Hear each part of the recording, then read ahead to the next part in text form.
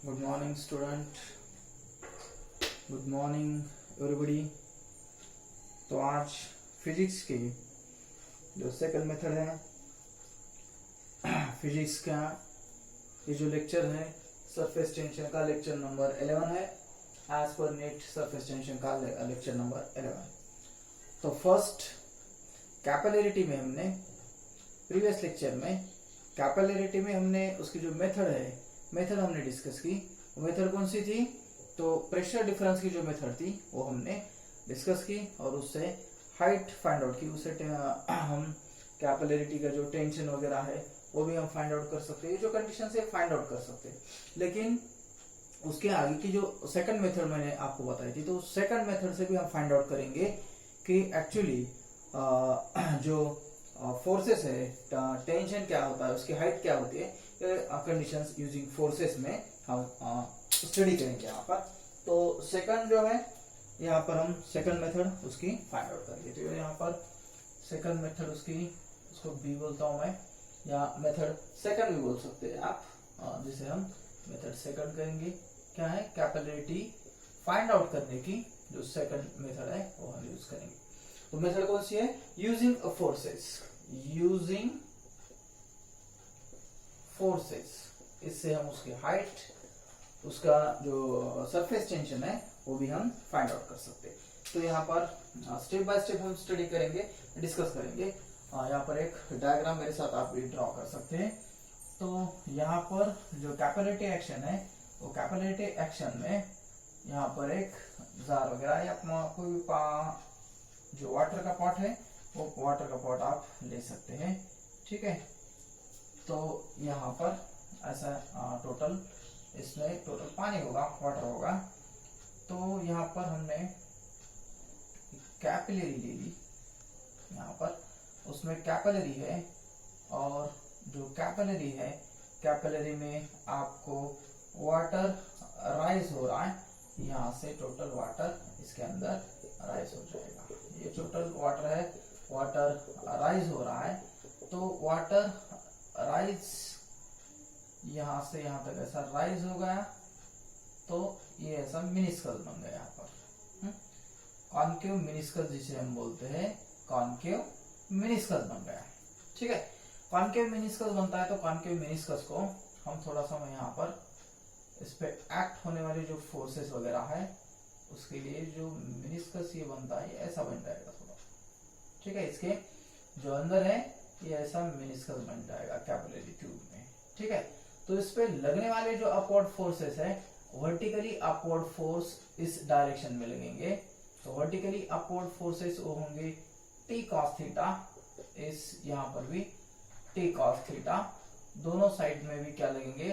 T cos theta forces होंगे। तो जो यहां से यहां तक का जो डिस्टेंस है उसकी रेडियस ले सकते हैं आप। और जो हॉरिजॉन्टल फोर्सेस इस पे लग रहे हैं, तो हॉरिजॉन्टल इसको हम कह सकते हैं T sine theta, horizontal forces होंगे। तो इस डायरेक्शन में क्या, यहाँ पर भी क्या होंगे? टी साइन थीटा, ऊपर लिखता हूं इसे।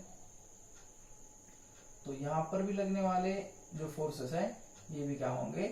टी साइन थीटा कंपोनेंट इस डायरेक्शन में। तो जब लिक्विड ऊपर राइज हो रहा है, तो यहाँ से यहाँ तक लिक्विड राइज होगा, इसे हाइट h कहेंगे।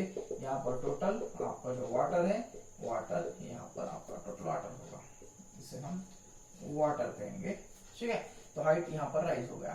तो ये जो कंपोनेंट है टी कॉस थीटा और T sine theta, horizontal component, vertical component. तो यहाँ पर जो रिजल्टेंट आपको दिखता है, एक्चुअली जो एंगल ऑफ कांटेक्ट वगैरह जिसे हम बोलते हैं, तो यहाँ से यहाँ तक ये ऐसे होगा, यहाँ से ऐसे लगेगा इस डायरेक्शन में। सिमिलरली यहाँ से भी क्या होगा? इस डायरेक्शन में एक फोर्स लगेगा, इक्वल एंड अपोजिट, ठीक है। ये एंगल थीटा होगा, ये भी एंगल थीटा, इस डायरेक्शन में भी यहाँ पर थीटा बन जाएगा। और ये जो है एक्चुअली यहाँ पर लगने वाले जो फोर्सेस है, तो यहाँ पर आपका सरफेस टेंशन टी यहाँ से राइज होने वाला, तो इसे रिजल्टेंट भी हम बोल सकते हैं। इन दोनों कंपोनेंट का रिजल्टेंट ये। वैसे यहाँ पर भी क्या होगा? ये भी रिजल्टेंट, इसे हम कहेंगे, ये जो यहाँ से डायरेक्शन है ये भी टेंशन होगा, तो ये टेंशन भी T इक्वल्स टू आर लिख सकते हैं, रिजल्टेंट उसका। ठीक है, तो ये यहां तक की कंडीशंस आपके ध्यान में आ गई, तो ये हाइट भी आ गई। उसके बाद ये जो बन रहा है यहाँ पर, ये मिनिस्कस जहां से सब ऊपर फोर्स लग रही है, यानी यहाँ पर यहाँ पर यहाँ पर सभी डायरेक्शन में इसको फोर्स लगे। तो ये जो फोर्सेस हैं, ये फोर्सेस यहाँ पर मैं बताता हूँ, थोड़े से ऐसे लगेंगे यहाँ पर, टोटल से सर्कमफरेंस के फॉर्म में ऐसे फोर्स लगेंगे, वर्टिकली अपवर्ड फोर्स लगेंगे। टोटल जो है फोर्स इस डायरेक्शन में उसको फोर्स लग रहे हैं, तो फोर्स लग रहे, तो ये क्या है, टी कॉस थीटा इंटू जो शेप ऑफ मिनिस्कस है, तो सर्कमफरेंस ऑफ मिनिस्कस है टोटल, तो सर्कमफरेंस ऑफ मिनिस्कस कितना होगा, 2 pi are, shape of meniscus उसका हो जाएगा, तो ये है टी कॉस थीटा इंटू 2 पाई। जब ये अब वर्टिकली अपवर्ड, यानी जब इस पे फोर्सेस लग रहे, तो फोर्सेस कैसे क्या हो रहा है यहाँ पर, तो वर्टिकली अपवर्ड फोर्सेस है, vertically components T cos theta add up while t sin theta cancel out. जो हॉरिजॉन्टल कंपोनेंट है t sin थीटा, दोनों एक दूसरे को क्या करेंगे,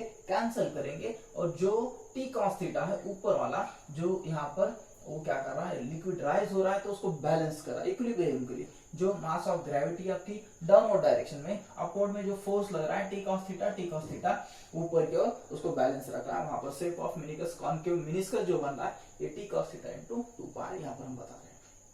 तो यहाँ पर मैं बताता हूं कि ये क्या हो गया, तो यहाँ पर vertical components t cos theta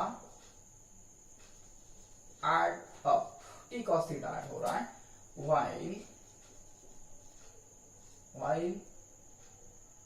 horizontal, अब जो हॉरिजॉन्टल यहाँ पर लग रहा है, horizontal component t sin theta cancel out, cancel out यहाँ पर भी लिखे तो चलेगा, कैंसल आउट, ये दोनों वाले का कैंसिल हो जाएगा। तो ये अगर कैंसिल होगा, दोनों साइड से फोर्स कैंसिल होगा, तो टोटल अपवर्ड फोर्स कितना होगा, टोटल वर्टिकल अपवर्ड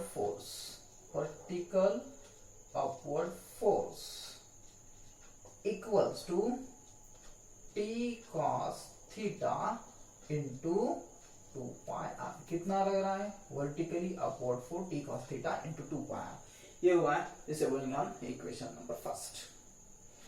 लेकिन अगर आप देखोगे तो जो v कंपोनेंट है आपका, यहाँ पर मैं बताता हूं कि जब ये ऊपर जा रहा है, तो यहाँ पर उसका वॉल्यूम होगा, वॉल्यूम है तो उसका बेस एरिया होगा, उसकी हाइट है, उसकी डेंसिटी है, उसका मास है।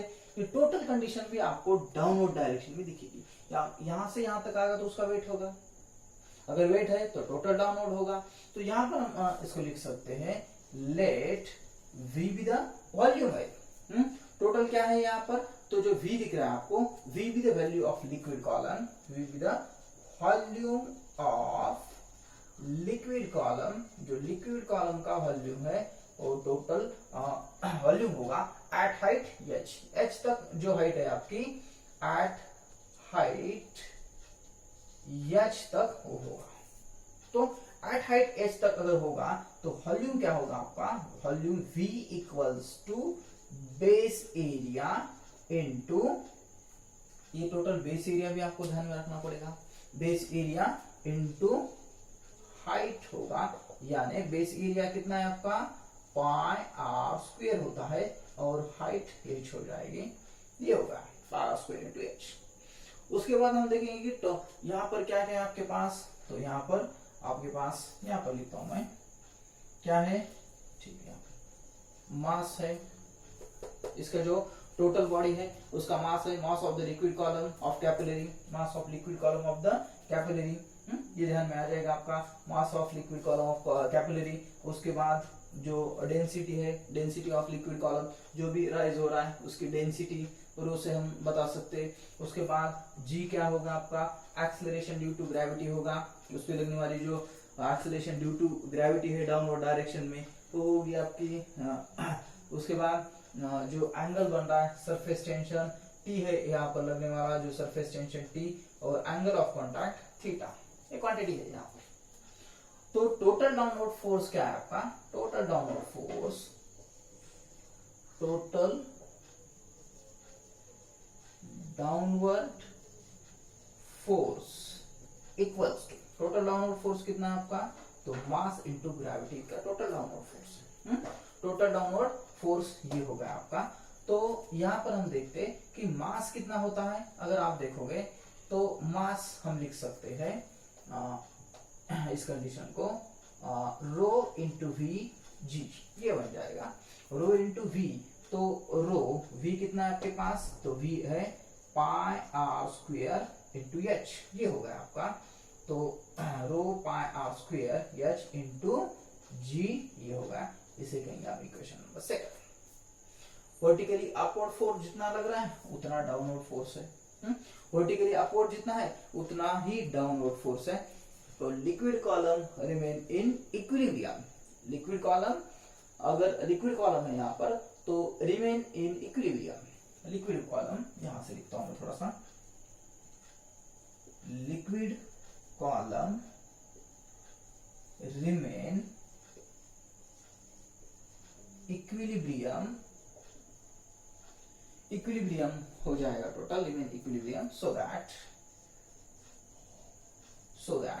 इक्विलिब्रियम है। तो इक्विलिब्रियम क्या होगा, equation first equals to equation number second, total vertical upward force upon total downward force.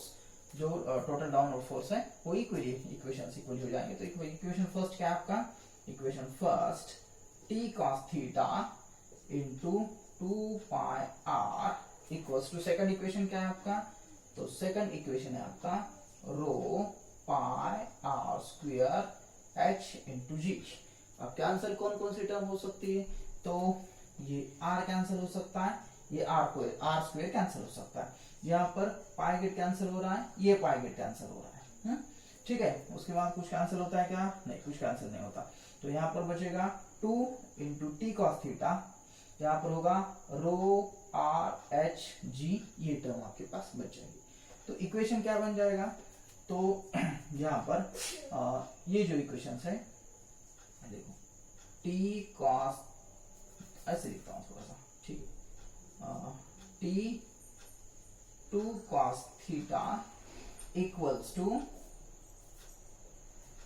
Are rho G H, ये यहाँ पर बचने वाली जो टर्म्स है उसको। तो इसको यहाँ पर क्या कर सकते हैं हम, थोड़ा सा यहाँ पर लिखता हूँ, ठीक है, यहाँ तक ध्यान में आ गया, ठीक है। यहाँ पर लिखता हूँ, ऊपर लिखता हूँ, तो फिर बोलेंगे सर यहाँ पर नीचे नीचे जा रहे हैं आप, तो समझ में नहीं आ रहा है, ठीक है। यहाँ पर लिखता हूँ मैं ऊपर, तो आपके ध्यान में आ जाएगा कि total upward force upon downward force ऐसा है, ठीक है। इसके ऊपर यहाँ पर टर्म लिखता हूँ, तो क्या है आपके पास, आपको सपोज टी फाइंड आउट करना है, तो ये 2 cos थीटा इसके डिनोमिनेटर में जाएगा, तो टर्म क्या बन जाएगी, t equals to R rho G H divided by 2 cos theta, इसे बोलेंगे हम इक्वेशन नंबर 3। वेयर अगर आपके पास t and r is known, ये दोनों टर्म नोन है, तो we can find out h, we can find out भी बोल सकते हैं हम, या can be determine, h can be determine. तो h can be determined, h क्या कर सकते हैं हम, फाइंड आउट कर सकते हैं। तो h क्या बन सकता है यहाँ पर, अगर आप देखोगे तो h बन जाएगा, ये टर्म यहाँ पर आएगी, ये डिनोमिनेटर में आ जाएगी, तो h equals to 2t cos theta divided by r rho g, इसे बोलेंगे हम इक्वेशन नंबर 4। ये बन गया आपका इक्वेशन नंबर 4, ठीक है। तो यही हमने जो मेथड देखी थी, तो मेथड कैपिलरी की जो मेथड देखी थी हमने, जो फर्स्ट मेथड देखी थी, यही फाइंड आउट किया था। यहाँ पर भी क्या किया हमने, यही कंडीशंस फाइंड आउट किए है। तो उसके बाद हम क्या करते हैं कि अगर सपोज वाटर, अगर आपके पास फॉर वाटर के लिए कंडीशंस क्या होगी, फॉर वाटर यानी क्या, liquid completely weights the solid. Liquid completely weights the solid. अगर आपका लिक्विड टोटली वेट्स हो गया सॉलिड के साथ तो क्या बन सकता है, तो आपका क्या बन सकता है, थीटा इक्वल्स टू 0 डिग्री हो सकता है कब, for water liquid completely wets in the solid. और ये बन जाएगा तो cos 0 डिग्री इक्वल्स टू 1 हो जाएगा। तो रो की जो कंडीशन है, डेंसिटी आपकी 1 ग्राम पर क्यूबिक सेंटीमीटर जैसे बोलते हैं, 1 ग्राम क्यूबिक सेंटीमीटर, 1 जी क्यूबिक सेंटीमीटर, ये बन जाएगी। तो ये बन जाएगी। तो इक्वेशन जो 3 है, इक्वेशन 3 बिकम्स या कैन बी रिटन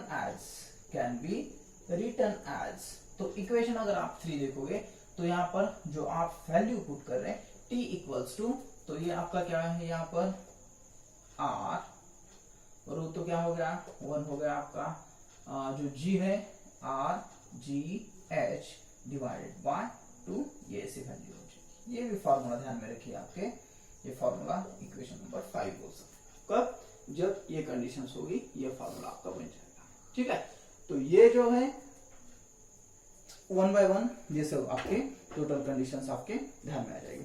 तो यहाँ पर और एक ध्यान में रखिए कि ये जो कंडीशंस बन रही तो इसे h is inversely proportional to r, अगर आपका r छोटा होगा तो h क्या होगा, बड़ा राइज हो जाएगा, हाइट कम है ये छोटा हो जाएगा, डेंसिटी ग्रेविटी वगैरह ये सभी इनवर्सली प्रोपोर्शनल होगा। या और एक कंडीशंस यहाँ पर बताता हूँ मैं आपको कि h is inversely proportional to 1 by rho, अगर ये कंडीशंस होगी तो इसे क्या बोलते हैं, इसे बोलते हैं ज्यूरिन्स लॉ। क्या बोलते हैं, ज्यूरिन्स लॉ बोलते हैं। ये जो कंडीशंस है इसे ज्यूरिन्स लॉ बोलते हैं। h is inversely proportional 1 by h is inversely proportional to 1 by rho, इसे ज्यूरिन्स लॉ बोलेंगे। ठीक है, तो ये जो डिफरेंट कंडीशंस है ये टोटल आपके ध्यान में आ गई होंगी। ये 2 मेथड्स है, 2 मेथड्स ध्यान से आप लिखिए, पढ़िए उसे बार बार, और हमारे जो अगले लेक्चर से हम डिफरेंट प्रॉब्लम्स वगैरह हो गए या कुछ और कंडीशंस होगी वो हम देखेंगे। उसके बाद न्यूमेरिकल सॉल्व करेंगे अलग अलग, या एक बार फिर से हम उसके जो फॉर्मूले है वो थोड़ा सा रिवाइज करेंगे आपको, या टोटल चैप्टर जो है वो थोड़ा सा रिवाइज करेंगे। तो इसकी जो एप्लीकेशंस है, एप्लीकेशंस इजी एप्लीकेशंस है डे टू डे लाइफ में। आप देखते हैं कि कैपिलरिटी या कैपिलरी एक्शन कैसे होता है, कैपिलरी के एक्शंस क्या क्या है, कैपिलरी क्या क्या करता है। हाँ, तो थोड़ा सा मैं एप्लीकेशंस आपको बताता हूँ। एप्लीकेशंस कौन कौन से, कि अगर आप देखोगे फर्स्ट कि आपका जो पेड़ वगैरह है, ट्रीज है, ट्रीज में जो लिक्विड उसके नीचे से जो है ट्रीज में down to up liquid rise होता है। फर्स्ट एप्लीकेशंस सिंपल से ये तो एक टॉपिक पूरा खत्म हो जाता। जो ट्री में राइज होते हैं उनके लीव्स तक जो ऊपर तक जाते उसे हम कैपिलरी एक्शन कहते हैं, कैपिलरिटी कहते हैं, ये ट्रीज में होता है। उसके बाद अगर आपके पास कोई क्लॉथ हो, टॉवेल वगैरह हो, तो वो भी क्या करता है, क्लॉथ रैक सोक्स, यानी वो भी क्या करता है, अगर आप टॉवेल को पानी में भिगोगे, आधा या आपने पानी में डाल दिया तो क्या करता है, उसके थ्रेड से पानी ऊपर आ जाता है, तो क्या होता है, कैपिलरी एक्शन होता है। उसके बाद अगर आप अभी फेस्टिवल देखते हो तो आप कोविड में भी वैसे फेस्टिवल किए होंगे, दिए वगैरह लगाए होंगे। अभी तो दीपावली तो बहुत दूर है फेस्टिवल, लेकिन आपने अभी लगाए होंगे। तो क्या होता है कि वहां पर दिया और बाती, वो मैं सीरियल वाली बात नहीं कर रहा हूँ, यहाँ दिया और बाती हम देखते हैं तो जो फेनोमेनन होता है यहाँ पर भी, तो यहाँ पर जो लैंप होते हैं, लैंप भी जैसे बोलते हैं हम लैंप्स वगैरह, तो उसमें क्या होता है, कैपिलरी राइज होता है यहाँ से यहाँ तक कंटिन्यूसली, जो ऑयल है इससे पास होगा और यहाँ पर जो है यहाँ पर लगेगा, तो ये भी कैपिलरी एक्शन हो जाएगा। ये भी कैपिलरी एक्शन हम देखते हैं। या उसके बाद रॉक्स क्रीवेसेस अप, यानी अगर आप देखोगे तो रॉक में भी क्या होता है, जो रॉक्स होते हैं कि उसके अंदर से भी पानी क्या होता है, डाउनवर्ड डायरेक्शन से ऊपर आ जाता है। अगर आप कोई अलग अलग जियोलॉजिस्ट वगैरह है तो पानी के बारे में बताते हैं, बोर वगैरह लेते हैं, तो वहां से भी जो क्रीवेसेस होते हैं वहां से आने वाला पानी भी जो है इसका एप्लीकेशन हो जाएगा। तो ये डिफरेंट एप्लीकेशन है, सिंपल एप्लीकेशन है। तो यहाँ पर ये दोनों भी मेथड हमने कल के प्रीवियस लेक्चर में एक प्रेशर डिफरेंस की देखी, आज हमने यूजिंग फोर्सेस की मेथड देखी और दोनों तरह से हमने हाइट फाइंड आउट की, सरफेस टेंशन फाइंड आउट किया, टी है वो भी हमने फाइंड आउट किया। तो यहाँ तक है ये जो चैप्टर है थ्योरेटिकली आपका चैप्टर टोटल थ्योरेटिकली ये आपका चैप्टर पूरा होता है। तो इसके कुछ न्यूमेरिकल्स और उसके बाद कुछ मैं यहाँ पर फॉर्मूले वगैरह डिस्कस करूंगा, उसके बाद हम न्यूमेरिकल की तरफ जाएंगे। ठीक है, तो आज के लिए यहीं पे रुकते हैं। Okay bye.